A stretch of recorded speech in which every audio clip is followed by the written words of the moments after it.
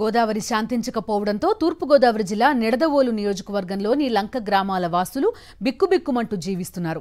భారీ వరదల కారణంగా పెరవలి మండలంలో 3000 ఎకరాలు నీట మునిగాయి. గత వారం రోజులుగా వరద తగ్గకపోవడంతో రైతులు తీవ్రంగా నష్టపోయారు.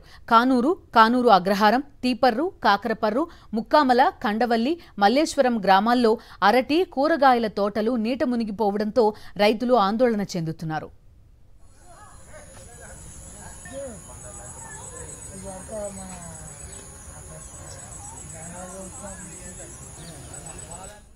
ఇదే అంశానికి సంబంధించి మరింత సమాచారం మా ప్రతినిధి రాజు అందిస్తారు.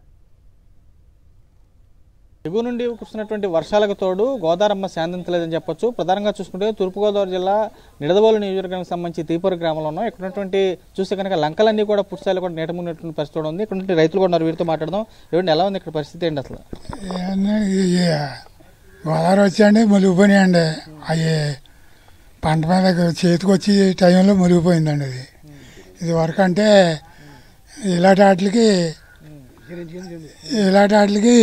మన జగన్ గారి ప్రభుత్వంలో ఇన్సూరెన్స్ ఇచ్చారండి.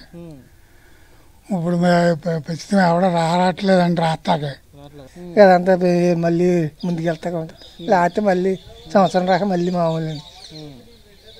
ఎన్నాళ్ళ పంట అండి ఇది? 8 మాసాలు వద్దండి. అట్టి 8 మాసాలకి తిరిగి వస్తుంది. వచ్చింది సరిగ్గా వచ్చేసింది.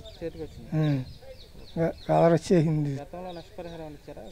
వచ్చినాయి.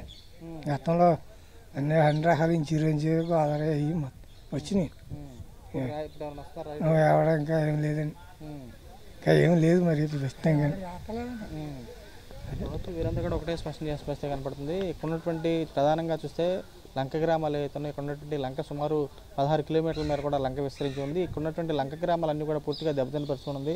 విజువల్లో చూస్తే కనుక పూర్తి స్థాయిలో ఉన్నటువంటి లంక గ్రామాలు ఏవైతున్నాయో లంకలో ఉన్నటువంటి ప్రధానంగా చూసుకున్నాక ఇక్కడ ఉన్నటువంటి తీపరు కానీ, కానూరు కానీ, ఇక్కడ ఉన్నటువంటి కానూరు అగ్రహారంకి సంబంధించి కానీ ఉన్నటువంటి ఈ గ్రామాలకు సంబంధించి ఉన్నటువంటి లంకలో ఉన్నటువంటి పంటలన్నీ కూడా ముంపుకు గురైనటువంటి పరిస్థితి కూడా ఉంది.